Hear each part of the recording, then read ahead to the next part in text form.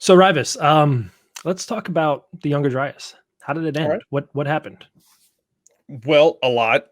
A lot of people don't understand the severity of actually what happened at the end of the last ice age. So most people some people get it mixed up on when the dinosaurs were around. Okay, so to first put in perspective, the Younger Dryas happened at 12,000 years ago, starting at around 13,000 years ago. And at 15,000 years ago, we're basically at the peak of the last ice age, when we're talking like 17 million square miles of ice, 2 miles thick, covering the planet. Massive megafauna like the mammoth roamed the earth, saber-toothed tiger, giant sloth, massive, unbelievably large mammals were tooling around. And something happened to the planet around 13,000 years ago that abruptly brought the temperatures up and then fluctuated like crazy. And the NOAA, National Center for Environmental Information, has a decent description on what the current model is on what started the Younger Dryas, but there's many different hypotheses on what brought this event on, and that's what we're going to be talking about right now. Boom. So I'm just going to read this real quick. This is basically a summary of what the time period we're talking about. So it says, the Younger Dryas is one of the most well-known examples of abrupt change. About 14,500 years ago, Earth's climate began to shift from a cold glacial world to a warmer interglacial state. Partway through this transition, temperatures in the northern hemisphere suddenly returned to near glacial conditions. This near glacial period is called the Younger Dryas, named after the flower Dryas, like you see here, because these things were really became prominent in this area at the time. And here we have a graph basically showing you what we're talking about.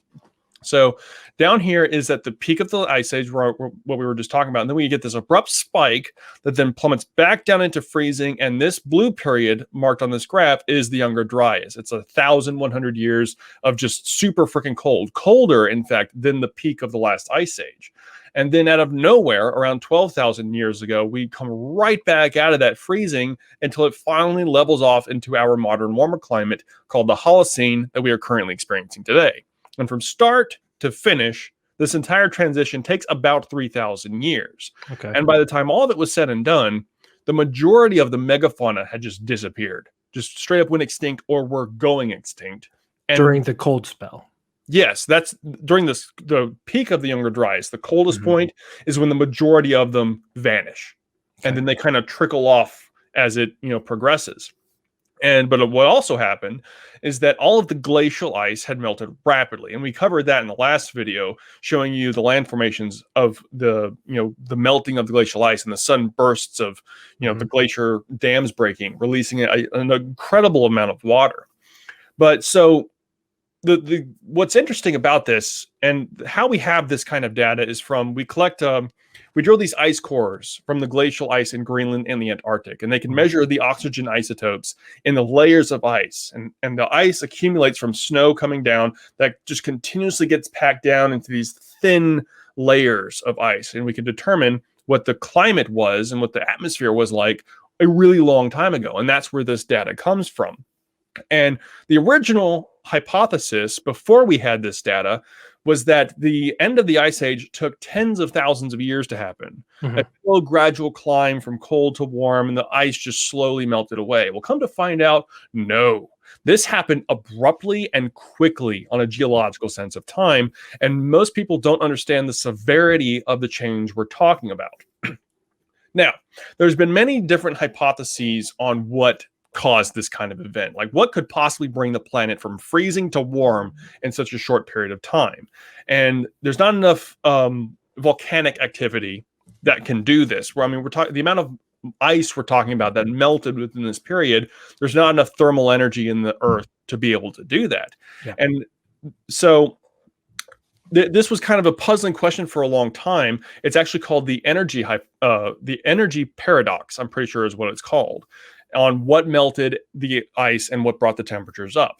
And then back in 2007, there was a very insightful discovery done by Firestone, is the guy's last name. And they were digging in, I forget the exact state, I apologize, but they were digging in the ground and they found this layer, this black line in the dirt. And in this black line, they found traces of microspheres, and this is the specific paper, the first paper published by Firestone. Here they're showing like the layers and where to find the specific layer called the Younger Dryas boundary. But they found these spheres, these very specific round, perfectly round spheres, and they're super small. Like when they're just a clump of them in your hand, it just looks like, salt or like a miscolored salt. But they're actually these super tiny spheres. And what's interesting about these dudes is that these are the same things we found in the KPG boundary. Most people know it as the KT boundary, but they change it to KPG. That's the boundary where basically the dinosaurs went extinct, and we find all of the traces of cosmic impacts from there. Because before that discovery, they thought the dinosaurs went extinct from volcanoes alone. Come to find out, no, something hit the Earth, causing a whole lot of other problems, creating these microspheres. And that's when we found out what causes these things. So basically how they're formed is that when an object, let's say a massive object, comes into the atmosphere going like 44,000 miles per hour and plunges into the crust of the Earth, the heat and pressure vaporizes what it's hitting, basically ejecting that mist of material up into the atmosphere that rapidly cools down into these super tiny spheres that we find that eventually settle back to the Earth and create this boundary layer. And these spheres were found inside of the Younger Dryas boundary layer, which separates the Pleistocene from the Holocene, basically, the mammoths from us, essentially. And it was controversial. It still is controversial because this implies that there was an impact somewhere on the planet at some point during the end of the last ice age 13,000 years ago. That could have absolutely been enough energy to bring temperatures out of that freezing and cause this massive fluctuation. And one of the things that it could do, and this is actually one of the models they explain here, is that what they say that started the Younger Dryas is that as the glacial ice was melting, it pulled up into the massive lakes, and the lake would eventually discharge into the ocean, which would completely disrupt the thermohaline circulation. And we have a video here to show you this circulation. So our planet, it's the Atlantic Ocean along with the Pacific, have these intense jet streams of heated and cold water that circulate around the planet, causing our temperatures to stay stable. However, when this energy cycle gets interrupted, the whole climate can do whatever direction it goes. If it wants to go warm, it'll go super warm. If it wants to go cold, it'll go super cold. And so this here you can see it discharging, interrupting that stream that goes up into the north and causing a massive cool down. And this basically interrupted everything, causing everything to freeze. And a comet, if something, a meteor or comet came into space or came from space and plunged into the glacier, think of the amount of water that would just instantly be created after hit that glacier. And all that water would rush down into the oceans, which would cause what we see here, causing the temperatures to then just plummet back down into a freezing cold temperature that gripped the planet for 1,000 years. Now, it's still being debated on what brought the temperatures back out. Because if we come back here to the graph, you can see the initial spike that then drops back down and then comes right back up again. And it's still kind of being debated on what was the second event to bring it back out of that freezing, because something had to have happened. Look how drastic it is. Yeah, it's almost instantaneous. I mean, granted, it's not zoomed in to show the exact year by year breakdown, but that's a pretty drastic on a uptick. Geological sense of time. This is the blink of an eye. Think of it like that. Okay, so one of the ideas is actually from the geologist Robert Schoch, who does great work. His idea is that it could have been a solar flare that came in and hit the planet, causing the temperatures to go crazy and eventually warm out. That is one idea. Another idea is that another object from space, possibly another object from a comet, came and hit us again during this cycle that the planet goes through. And then another idea is that it could have been both. If the comet that possibly the Earth hit, the tail of the comet the Earth went through, if that nucleus of the comet hit the sun, it could absolutely cause a massive coronal mass ejection. So maybe it was like a double whammy of both of them. That would really suck. Regardless, it happened. Whatever it was, it happened, causing the planet to drastically change. And most people can't understand the amount of change we're talking about. So one of the changes is that by the time the temperatures finally calmed down into the warmer climate, all of the glacial ice had melted and all just went into the oceans. And so the ocean levels globally rose by 400 feet to where they are today. Mm-hmm. Here's a question. Two things. First, you started out saying the Earth was frozen. Do you think that the ice was covering the entire Earth, or do you think that they're okay? Because I hear that a lot. The Earth was covered, the Earth was frozen, the Earth was all ice. It was an ice age. How far do we think, or do they know how far definitively the ice sheets came down, and where maybe people were still able to live or grow food or stuff like that? Absolutely, yeah. So the glacier, the Laurentide ice sheet, and the second one, this little tiny one on this side, I forget the name of that glacier here. It covered basically the entirety of Canada for a really long time. I forget the exact date on that, but it came really far down into the United States. It basically completely covered Michigan. We're talking so much ice. 2 miles thick of ice, 17 million square miles is a lot of frozen water. Yeah, it is. And when all that disappears, it all has to go somewhere. So this is the current map that we all recognize. This is where our ocean levels are currently. During the Ice Age, they were 400 feet lower because all the water was frozen in the glacial ice. And this is what the coastlines looked like back then. Again, sorry about the size of the image, but Florida is almost twice its size in this picture here. Alaska connects into Siberia. That's the land bridge that they think that the Clovis people came into the Americas. And we're talking millions of square miles of land above water. Cambodia wasn't, excuse me, not Cambodia, the name Indonesian islands. Thank you very much. Indonesia, man. I tell you, there's so much goes on in here. Sometimes, anyway, it wasn't islands. It was a massive continent during the Ice Age. So one big landmass. Yeah. It was huge. The amount of land we're talking about above water is exponential. And where do humans like to live? Next to the water. Next to the water. I'm like I asked my wife, hey, you want to get a house in the mountains, away from people, just kind of have our own property? She said, no, I want to live by the beach. Wrong answer. That's immediately the wrong. I'm sorry, wife. That's the wrong answer, especially in today's climate. Yeah, it's so unpredictable.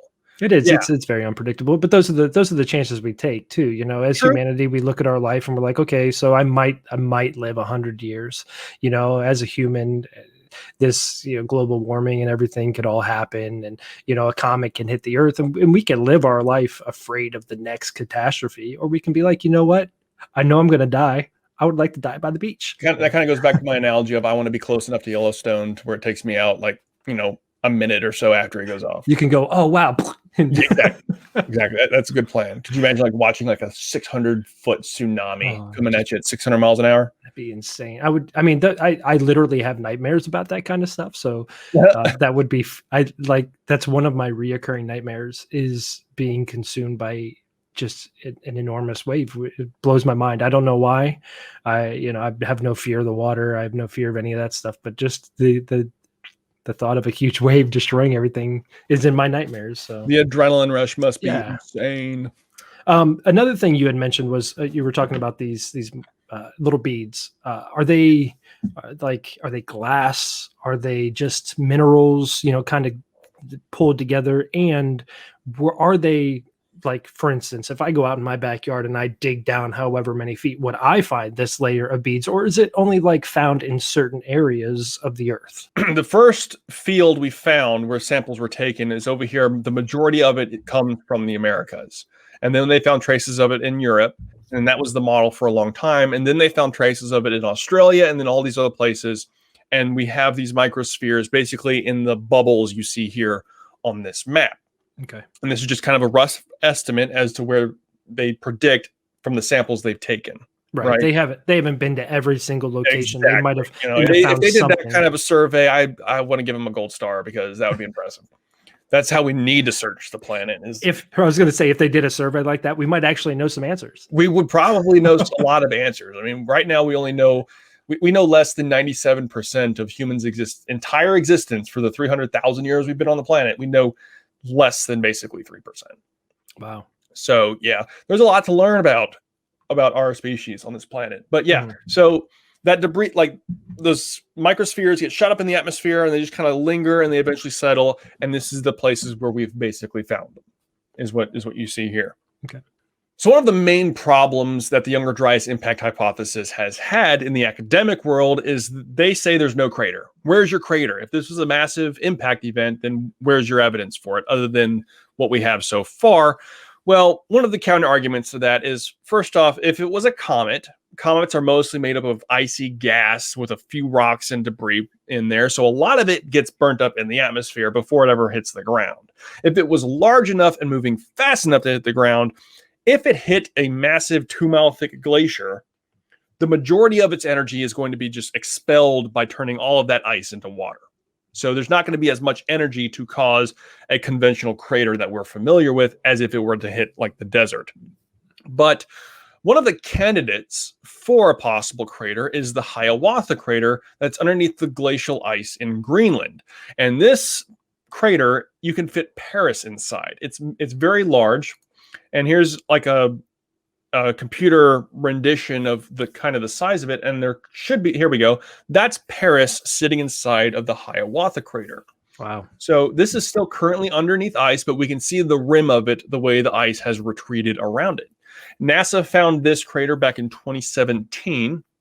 And so there hasn't been much studies done to it. We really don't know how old it is, but given how preserved it is from the scans they have done, they think it's relatively young. Could be about 1 million years old, or it could be 13,000 years old. We just don't know. How do you go from 1 million to 13,000? Or is that just an example of it? We just don't know. Well, the idea of it being older is that if it's been underneath the glacier for tens of thousands, hundreds of thousands of years, the glacier could preserve a freshly excavated crater. It's just one of those things we just don't know yet until we actually get in there to, actually take samples of the shocked quartz and all that kind of stuff. One of those things we just don't know yet. A second possible candidate that I know a little bit less about. This is the Cosmic Tusk website. If you guys want to learn more about the Hiawatha Crater, it's a good one.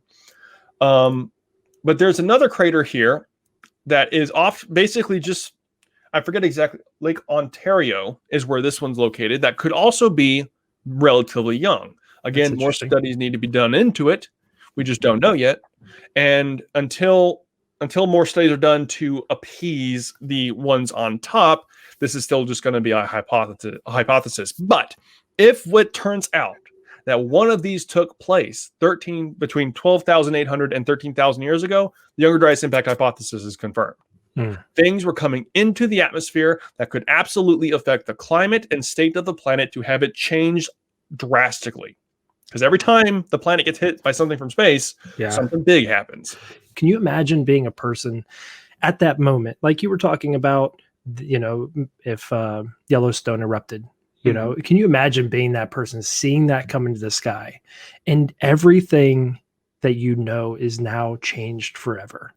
Just something that catastrophic blows my mind to think about actually being there, seeing that moment. Well, modern people have kind of gotten a little bit of a taste of that. The Russians get it more often than most. Have you heard of the Chileabinsk Meteor? It happened in Russia around 2013. I did not. I heard about the Tunguska event. That one happened in 1908, and that one was impressive too. And there are actual historical eyewitness accounts of that. The people who witnessed the Tunguska event, which was massive, it happened over Siberia, where an object came into the atmosphere and it had the equivalent of several hundred Hiroshima nuclear bombs going off, never hit the ground, but the blast wave knocked over all these trees. And there were, natives of the area that thought it was a visitation from a god, which is super interesting. Right. But the most recent one that I can remember off the top of my head is the Chileabinsk one. And what's amazing about this one is that because the people in this area, they're required to have dash cams and all sorts of, security stuff on their vehicles. So there's a whole lot of footage of this thing coming into the atmosphere in the early hours of the day. And there's this incredible video where you can actually hear the sound of the blast that takes place. And the thing is about this object is that it was a speck of dust. Wow. Coming into the atmosphere. It was probably a few hundred feet across, maybe at most 300. We really don't know. But again, it never hit the ground. All of the energy blew up in the atmosphere. And all of these people witnessed it. What happened is a streak of light comes into the sky, and then all of a sudden these people run up to their windows to see what the bright light was, and then the shock wave hit them, and the glass was broken into their faces from the shock wave, and people had burns from the heat from it as well. Thankfully, nobody died. Yeah. But the amount of injuries, I think the total was like 1,500 injuries from lacerations and like people like their eardrums being blasted out, rooftops caved inward. It was intense. Wow. We have a video of that, correct? Yes. Go. All right. Yeah. Let's share that. Let's share that video.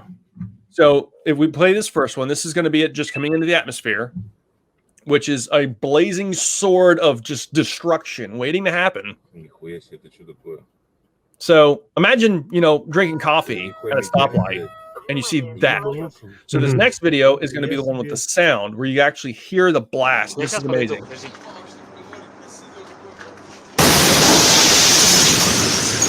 Wow. Listen to the pound.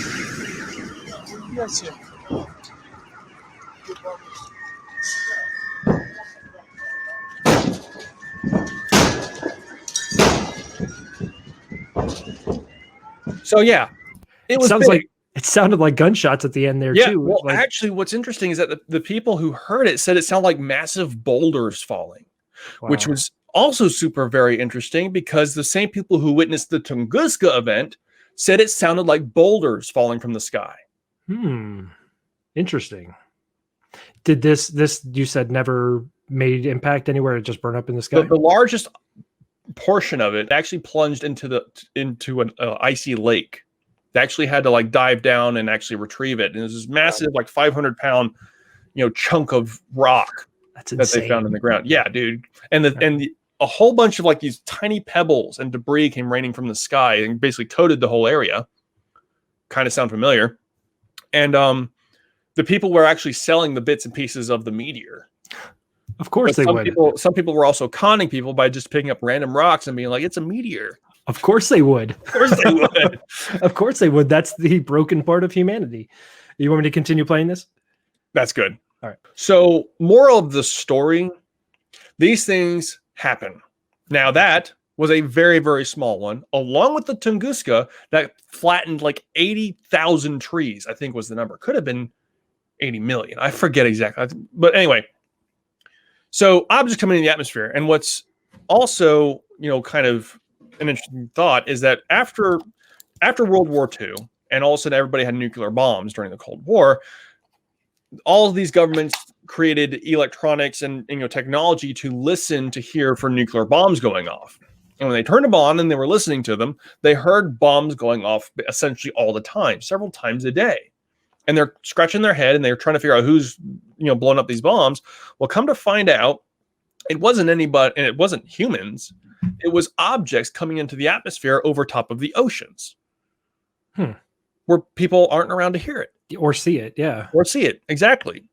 And we're just talking about little tiny specks of debris always coming into the atmosphere. Now, the last thing to cover, because not only do we have objects coming out of the sky and this freezing event, but also a lot of burning, which is what created the Younger Dryas boundary. That black line is from things burning.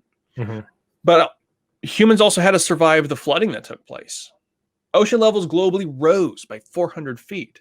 And we know when that happened from the samples taken on the ocean floor. We can tell when massive amounts of silt from above water came into the ocean. Okay. And they call this meltwater pulse 1A and meltwater pulse 1B. And if only this picture was bigger, you guys could see. But there's two spikes here that you can kind of see here. The smaller one happens around 13,000 years ago. Okay. And the second one happens at 12,000 years ago. Almost as if the water happens with the initial spike the first time and the second spike at the end of the Younger Dryas. And these spikes surged the ocean levels globally by several feet. I think one of the studies suggested that at one point the ocean levels rose by at least 25 feet in a single day. Might have been 40. I forget. But a lot of water. We're scared about it raising a foot or 3. Could you imagine 25 feet of water? All of a sudden, you wouldn't be able to outrun that amount of water. No. Massive surge in ocean levels globally. You wouldn't be able to outrun it, but would you be able to get in a boat and float along with it? Would it be convenient? Would it be like a huge consuming wave, or would it be just a fast moving tide? It depends on where you were. Okay. Some places you were in the middle of a prairie, and all of a sudden there's a massive 600-foot green wave coming at you at several hundred miles an hour. If you're on the coastline, could be the same thing, just a massive tsunami coming in. And in some places, it probably was a slow, gradual. They could just see the water slowly rising.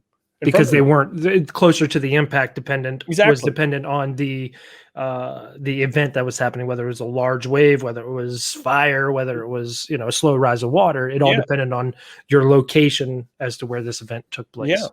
Absolutely. Like, kind of sounds like the Noah's Ark story. And the thing is that flood myths are all across the planet. Native Americans talk about fleeing to the tops of the tallest mountains to survive. You have South America. They have almost an identical story to the biblical Ark narrative.